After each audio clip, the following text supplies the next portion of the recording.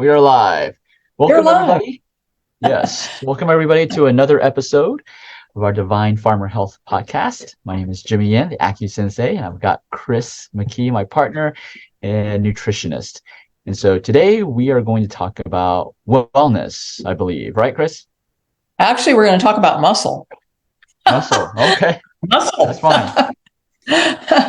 I'm not sure. We didn't communicate what our topic was, so sorry about that. That's all right. What about This is muscles?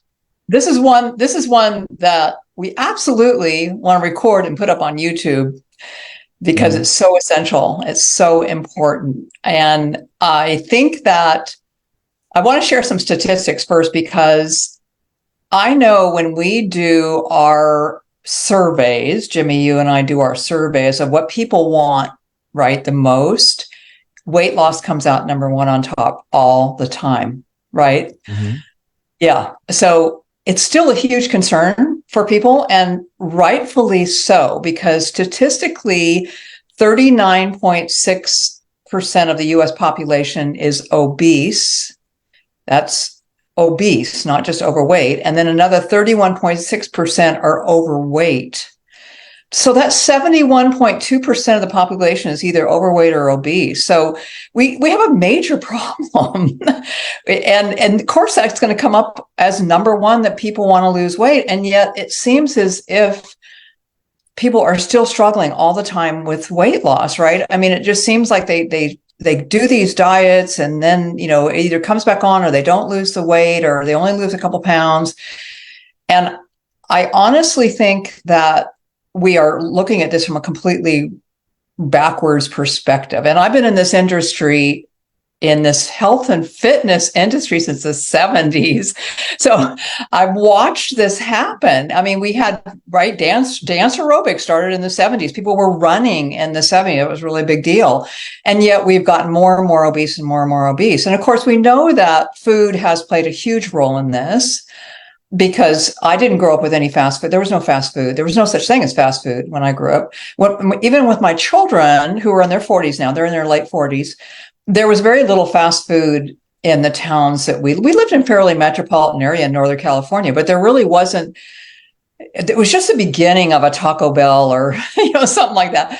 There really wasn't a lot of fast food available, and a lot of us were stay-at-home moms, so we cooked food, right? We made breakfast, lunch, and dinner. They went out the door with a lunch bag at lunch. That totally Mhm. has changed. So we know there's some big things that have changed over the last 30, 40 years. But one of the things that I think, one of the reasons why I wanted to talk about this is because I think that we're missing the boat by not talking about muscle and not talking about protein. And there's a big argument in my arena in the nutrition field, between, you've got the carnivores on one side and the vegans on the other, and there's a huge debate over the amount of protein we should be eating. But let's talk about muscle from the standpoint of what does it do in the body and how important it is, especially as we're aging. And when we look at our statistics, when we look at the people that are following us on our pages, a lot of them are women over the age of 60. We see a big jump there. And I don't know if that's because of my age, but we have a lot of women following us on Yeah. Facebook and Instagram, right? And so I think that they're struggling, and I know that from clients that I work with. They struggle with their weight, and sometimes it's been a real long-term struggle. So I wanted to share with you some more statistics here. 40% of the women over the age of 65 are not even getting the RDA for protein, and I'm going to talk about what that is here in a little bit. So 40% of the women over the age of 65 are not even getting the RDA for protein. And when I have when I have my clients do a diet diary for me, I see that. I see that for sure. After Chris, the one age, second. yeah, One yeah. second. Let people know what does RDA stand for. Oh, recommended dietary allowance. So that's Yeah. a governmental amount, right? Yeah. The RDA. They have the RDA for protein, carbs, and fat. The RDA for vitamins and minerals. Recommended dietary allowance is not ideal. Let's put it that Yeah. way. Bare It minimum. bare minimum, if that, right? And I Yeah. should go into that sometime because it's very interesting how that came about. It's so outdated, so outdated. Yeah. After the age of 50, without strength training, and this is for men and women, we lose about 30% of our total muscle mass after the age of 50 if we don't do some kind of strength work, some kind of strength. And we'll talk about what that looks like, but something. We got to keep moving. We got to keep that musculoskeletal system moving. And another one that's a real shocker is between 2010 and 2017, and this is CDC data, there was a 95% increase in type 2 diabetes for people under the age of 20. 95%. So we have a huge problem here in our country. Mm-hmm. So muscle plays a huge role in this. So let's talk about what muscle does, because I think a lot of people don't really understand it. We think of it mostly just from, aesthetics, like how you look. Yeah, how we look. Do we have definition? Can we have definition in our biceps? That's kind of all we think about with muscle, but it is so much more than that. Obviously, it's our muscle skeletal system. So it keeps us, skeletally upright, right? If you're aging, you start to see people moving, going this way. So it keeps us strong and stable for our skeletal system. It is essential for blood sugar regulation. And when you look at that statistic for diabetes, and so in one of our programs, I can't remember which one it was, I was encouraging people to walk. I think it was our 28 metabolic reset. We encouraged people to walk after dinner, even just 20 minutes. And we saw people did, and was really interesting because we got some emails of where people's morning blood sugar dropped like 20 and 30 points just by walking for 20 minutes after dinner. Well, guess what? When you're walking, you're moving muscle, right? And muscle's your storage tank for being able to burn off glucose. So it's hugely involved in blood sugar regulation. It helps with cholesterol and triglyceride regulation, which I don't think ever gets talked about. It supports your immune system. Your protein is essential for immune system. And so we want a storage tank of muscle, which is amino acids, right? Obviously, it increases our mobility. So the stronger you are, and as you're aging, if you're strong, you can still do a lot of things. So it's just an incredible system, and it's essential. We have to have muscle. The tied to longevity. The more muscle you have on your body, the longer you will live for longevity. So there's a lot of longevity studies on this that show that people who have more muscle have more longevity. And when you look at, we've heard of that book, The Blue Zones, the longest living cultures in the world, all those people move. None of them are sedentary. And some of them are amazing movers. They climb, they go after goats and sheep on the mountains, and they're 90 years old. So they're moving all the time. So longevity is a big part of the musculoskeletal system. The more you have, the longer you will live. So I wanted to, before I dive into this, if you have any comments, because I want to dive into muscle as an endocrine organ, which I don't think a lot of people think of it as, but any thoughts on what we've covered so far? Yeah, so there's a saying. Well, actually, let me just say, like, my dad, let's see, he's 42. I'm trying to calculate his age. We're in 2023. He is 81. So he's 81 years old. And yeah, he goes into the park. Like, if you've ever been to Asia, you go to the parks, and you see all these old people doing exercise. So he's one of those people. They may be dancing and so forth. You'll see it on YouTube as well. So yeah, my dad goes every morning, goes and does, exercise, Tai Chi in the park, super active. Prior to COVID, he would actually hike the mountains of Mongolia with 30, 40-year-olds, because he's in a photography kind of a class or a group, and they just go to the mountains to take, photographs. and he's hiking up and down, if not the same speed, faster than people half his age. Wow. And so, yeah, he works on his, musculoskeletal system, his muscles every day. But there's also, 3,000 years ago, there's a saying in Chinese. It's what is it? It's in Chinese. It's 饭后百步走，活到99。And so what that translates is after your meals, you want to walk 100 steps. Huh. This is direct translation, so I'll tell you what it Yeah. means. So after your meals, walk 100 steps. Every meal, walk 100 steps, and you'll live till 99. Wow. And so basically what you were talking about in our programs, that's why we encourage people to walk after they eat. Yeah. So because it's important to actually walk after you eat for your longevity. And they Longevity. observed this 3,000 years ago. So if you want, you don't need to go through a lab test to the test of time shows that those sayings actually work. So yeah, Yeah. that's what Yeah. those are the things I wanted to add. Yeah. That's awesome. That's a great case study with your dad. Yeah.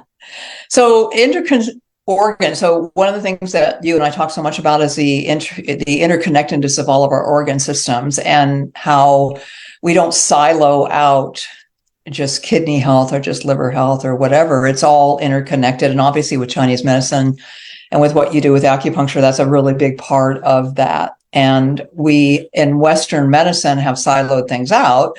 So you have an endocrinologist, and you have a urologist, and a cardiologist, and an ologist, and none of them talk to each other.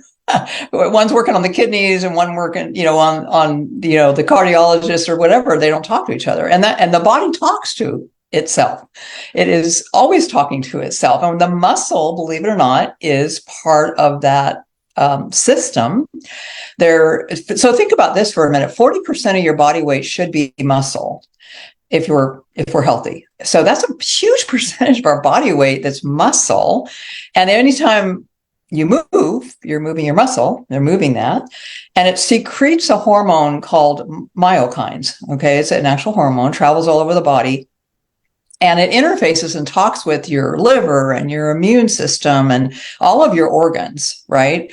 So these myokines are produced by the muscle when you move the muscle. And so they're constantly talking to all the organs. And so because it produces a hormone, it's part of your endocrine system. And I don't think people think of muscle that way at all. I don't think it even enters your mind, because again, we're just thinking biceps and, triceps and, all the stuff we go to the gym for. But muscle, again, is a tank or a place, a storage unit for amino acid, which is what protein is.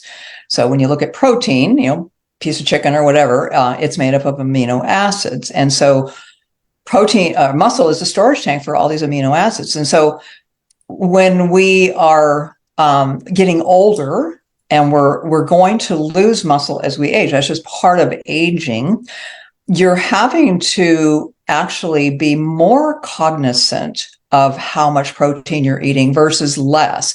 And what I find when I do diet diaries with older folks is they eat less because we're not as hungry. Metabolically, we're just not as hungry, right? But what I find that they're eating less protein and they're eating more carbohydrates. And so, we want to feed this endocrine system. We want to feed this organ system so it maintains its health. And then we want to maintain that 40% of body weight with muscle if possible. It's hard. It's harder as you age. It's not as easy to put muscle on as we age, but it's possible. That is the most important thing to hear here, is that I put a post on our Facebook page. I don't know if you saw it, Jimmy, of that Japanese woman who didn't start working out until she was 65. And she started working out at 65. And by the time she's 90, she's literally leading fitness classes. And Wow. they show her squatting with like this huge amount of weight. So Yeah. she didn't start working out until she was 65. And she's not a really big person, right? She's tiny. Japanese women are not that big. So It's possible. And I think that that's the most important message here is we need to focus on the aging process as something that is not inevitable, that we're going to become weak. We're going to fall, we're going to break a hip, we're going to end up in the hospital. And that's the reason why most people at that age will end up in the hospital and pass away from pneumonia or something, right? We have a tendency to think this is an inevitable thing. And it's truly not. We can do something about it. Now, we have to put in some effort. This isn't something that just, randomly happens, just like anything else in life. It's something we have to think about, be consciously aware of, and make it a priority. And so when it comes to the obesity and the weight that we're seeing in our country, I think we've lost the importance of maintaining muscle mass. What is so important is a metabolic process, right? The metabolic activity of that muscle. So I'll stop right there before I dive into how much protein, because this is very controversial. When we get into, like I said, with, unfortunately, you've got these different camps where people are camped out in, and there's a lot of information out there about protein. But before I dive into that, any thoughts on the endocrine system and the organ, how it interfaces in the organ system, and maybe in Chinese medicine, some thoughts on that? Let me first tackle a couple of things that I wrote down while you're speaking. That some, since our listeners are majority older people, older population. From our statistics, we're about 45 to 65 are the people that follow us.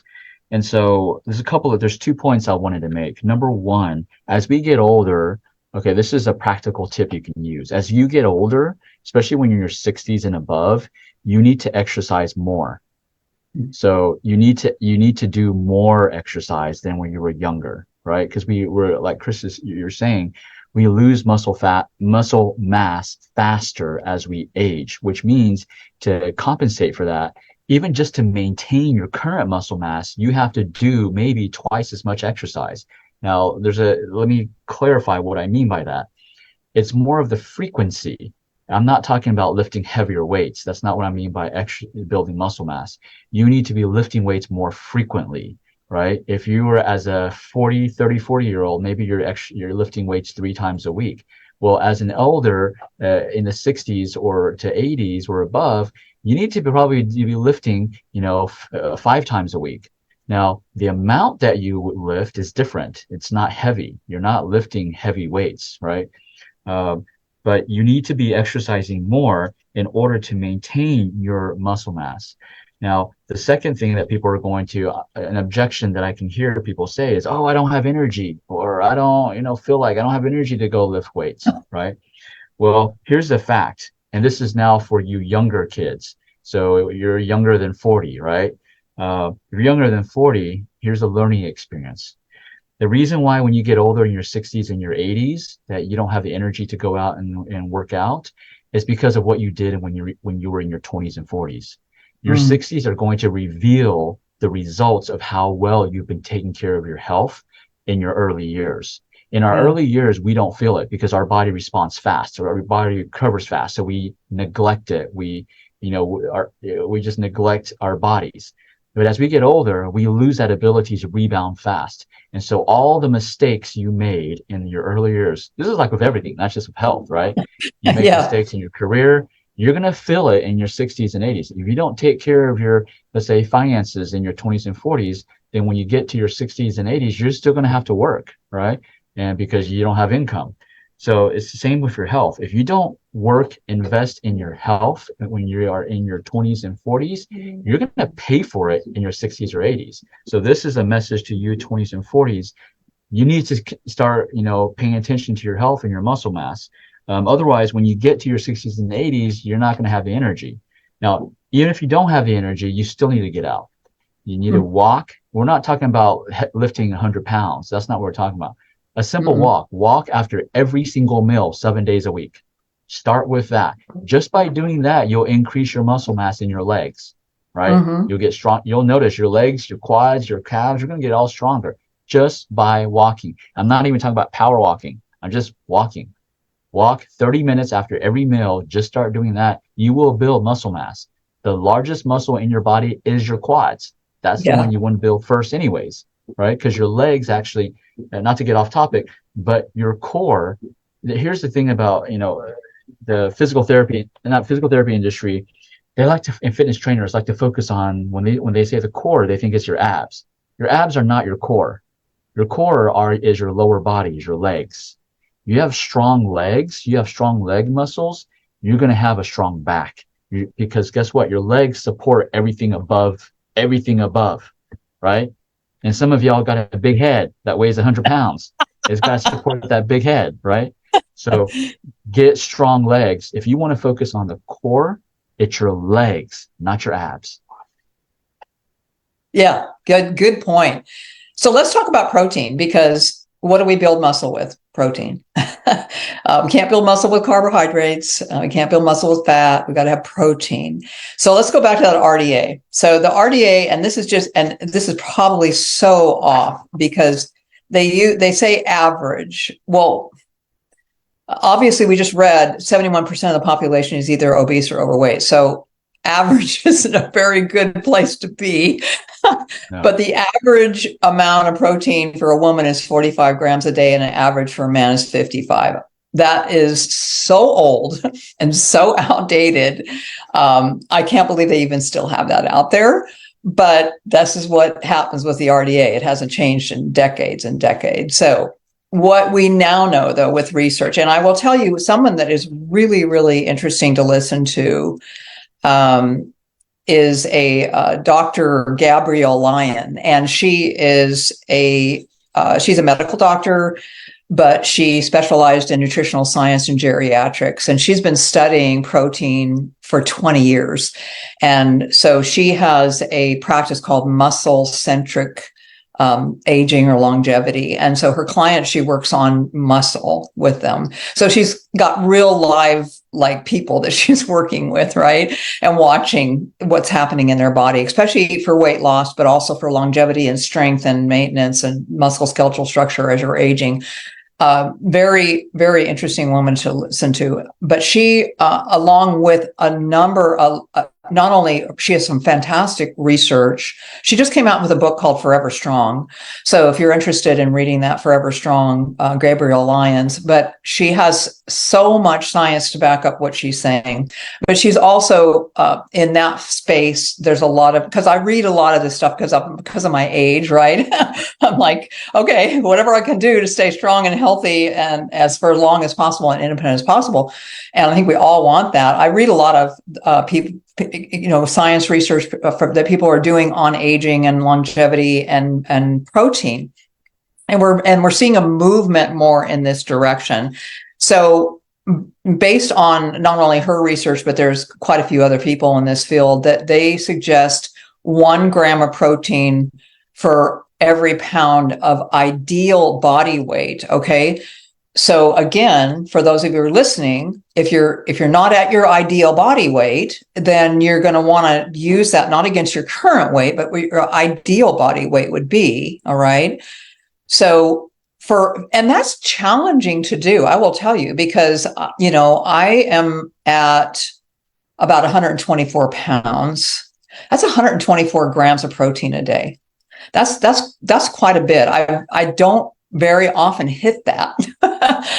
Like this. Okay, I'm going to give you a real live example, right? This morning, I made a protein shake. I went out for a 45-minute walk. Today was my walking day with some of my interval training in there. So I'm doing 45 minutes with some bursts in there for my interval training. And then I stop and I do 3 sets of 10 reps each of squats. So you're talking about legs, right? So this is my leg day. Because I've got a little bit of a hill where I'm getting my heart rate up. So I'm really working, power walking up that hill and making my legs work. And then I stop at the top and I do my squats. And so I'm doing my legs on leg day. This is leg day and interval training day. But I definitely notice I'm hungrier on that day because I'm working large muscle groups and I'm doing aerobics on that day. So I'm not hungry. So for breakfast, I didn't eat until 9. So I had my got up at 6. So I ate dinner last night at 6. So I'm kind of doing that intermittent fasting there and then breaking that fast with protein. And I think this is really crucial. That we have grown up where breakfast has been carbohydrates, right? If you look at the whole aisle in the grocery store of cereal, carbohydrates, bagels, pastries, Starbucks, lattes or whatever.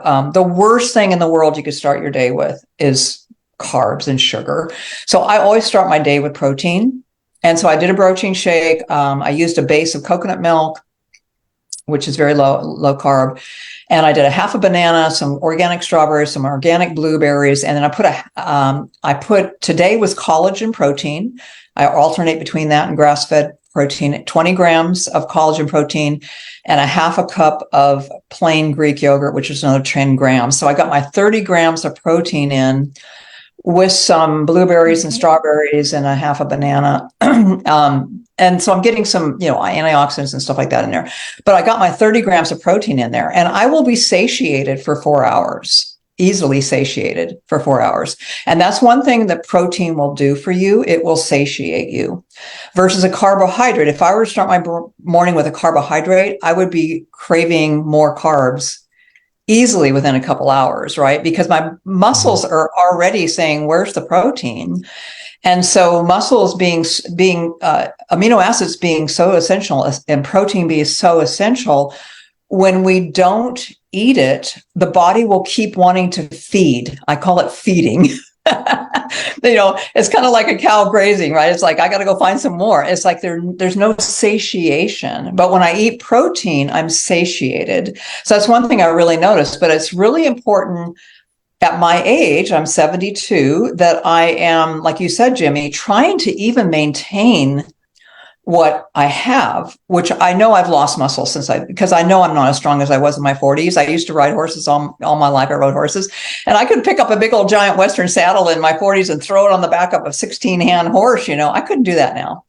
And I still do strength training too, though. I do strength training on the upper body 2 times a week, and I do it in my home.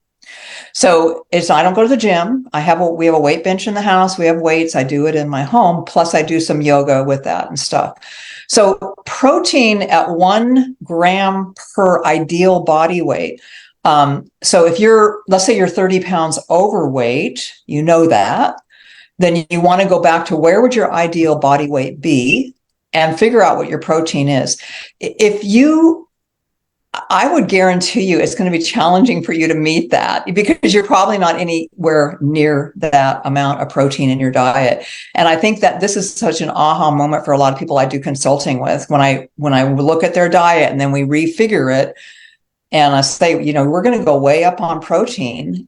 And they're like, wow, that much. Well, when you look at a chicken breast, which is the size of the palm of the hand or whatever, that's a lot of protein. That's probably, I think, around 30 grams right there. So you just have to get through it in your head mentally that you want protein with every meal to hit that mark. Okay, so that's a pretty big statement being in the field that I'm in, because there are a lot of people are going to say, well, there's a lot of research out there about protein causing cancer to grow more and all these different things. And if we don't have a lot of time left, but quality of protein, sourcing of protein is really important, right? We just can't go out and eat hot dogs and salami. That ain't going to cut it. You just burst so many people's bubble. I know. Sorry. Yeah. So we can't just go eat a Texas-sized steak every meal. No, you don't need that. You don't need that. Yeah. So why don't we? I think that's a good continuation topic for next week. Okay. To talk about, because that's one of my questions that probably people may be thinking. And maybe they don't know to ask or, are afraid to ask, is how do you get your protein? What type of protein? We can talk about that next week. Okay. And just continuation of this, because that's vital in sense of weight loss as well. So if you want to lose weight, you got to get your protein in as well, right? There's different ways, but protein is one of them. But one thing, Yeah. talking about next week, let's just, since this is just a conversation, let's iron out some details. Next week is Thanksgiving. Oh, that's right. I guess So we won't be here yeah. next week. Yeah, yeah. Well, actually, I can, Chris, I don't know if you can't, that's okay. I'll still be on. Um, Yeah, we've got family coming in on Wednesday, and okay. it's going to be a feast on Thursday. And just so everybody, so it's funny because I think people thinking, okay, she's a nutritionist, they must eat really healthy.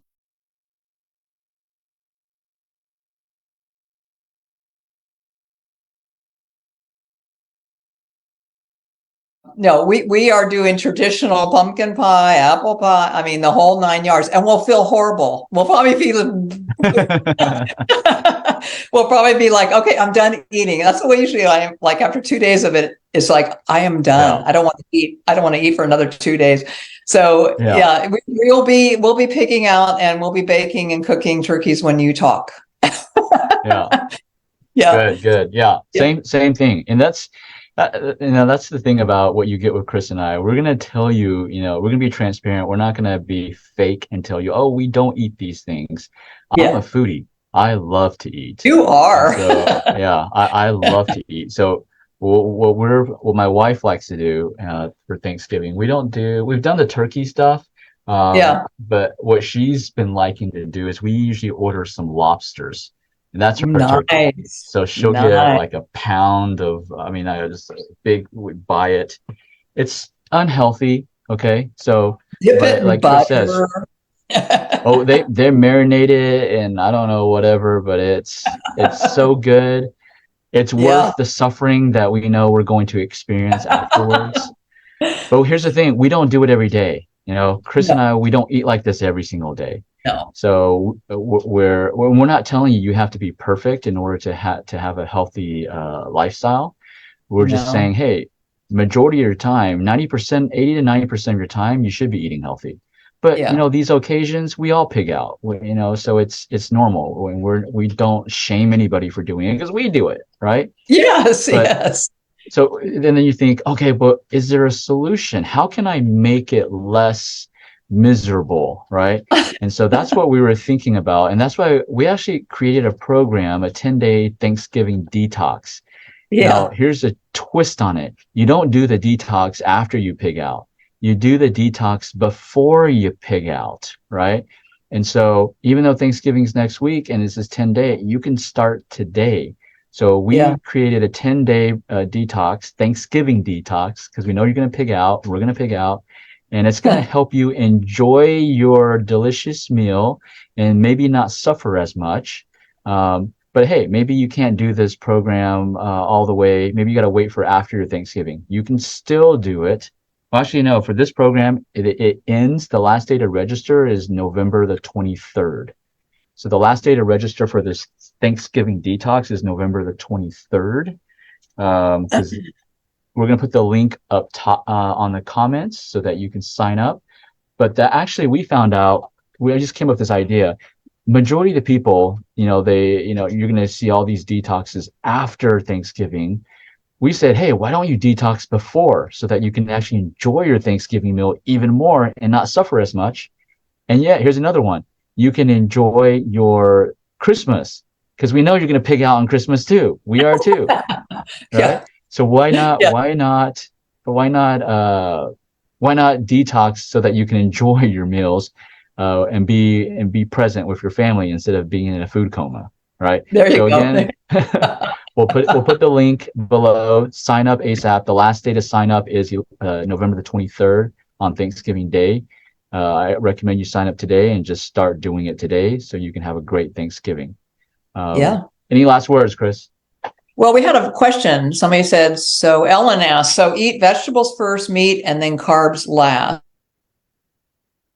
What we do in our home is we usually have a protein of source of some. Tonight we're doing fish. And so we'll usually have a protein source of some type and two vegetables. And one of our vegetables might be a more carbohydrate, like a sweet potato or winter squash or something like that. We don't do a lot of quote carbs, like we'll do brown rice sometimes. I know because you're Asian, Jimmy, you do a lot more, but you do more noodles than rice. That's genetically that's who you are. For me, I don't do well with a lot of grains. So to answer your question, our plate is usually a protein and 2 vegetables. It could be like, see, what are we doing tonight with our fish? I can't remember. Oh, I know what I'm doing. I have fresh bok choy in my garden. My bok choy is growing really good. Yeah. So I have fresh bok choy and shiitake mushrooms, and that's going to be our vegetable, and then a salad. So I would say if you want to lose weight, you want to prioritize your protein. First of all, we figure that out for yourself. 1 gram per what your ideal body weight would be. Prioritize your protein on your plate, and then add your vegetables with it. If you're wanting to lose weight, you want to just stay off the carbohydrates from plants and fruit, and stay away from the grain carbs. And that will really, really help get your blood sugar stabilized and prioritize your protein. So that would be my suggestion for you, Ellen. Yeah. I would I would add just to Ellen's question. So here's the thing: there is no one set standard. Because let's think about this. If there was a way, okay, whether you eat your vegetables first, your carbs first, your meat, whatever order, right? Let's say there was one, if there was a secret formula and everybody did it, there would be no obese people in the world. So the fact is, there is no set formula. That's why nutrition is it's simple, but yet complicated. And that's why, it's not about just, hey, I'm going to get a weight loss book, I'm going to follow it, and it's going to work for me. You'll realize that a lot of times it worked for some people and it doesn't work for other people. Now, it doesn't mean that it won't work for you. It's just not the right timing because of your organ functions, right? Most of the weight loss programs don't talk about when is the right time to do a certain type of diet based on your organ function. Most people do it based on your height, weight, maybe they measure some hormones, but still, what is your organ function? How are your organs functioning at that moment that you're doing that diet? Because all diets work. So if it doesn't work for you, it's not because that diet doesn't work. It's just because at the current state of your organ functions, that diet is not the best solution. And that's why Chris and I, we create all these programs, because one diet does not fix everything. There's different situations. That's why we have different programs, because everybody goes through different situations, different organ functions, and different obstacles in their life. And during those specific situations requires a specific type of diet during that time. Even if you did that same diet at a different time, in one time you may be losing weight, but you do the same, you go back to it and you're like, oh man, it's not working anymore. No, it's not because it's not working. It's because your organs changed. That's the reason why it's not working. It's not because the diet doesn't work, right? So that's what Chris and we help you bridge that. This is something that nobody else is doing, right? Most people are doing lab tests and that's it. But they're not looking deeper into, okay, which organs that we need to restore so that we can get your body's functioning by itself.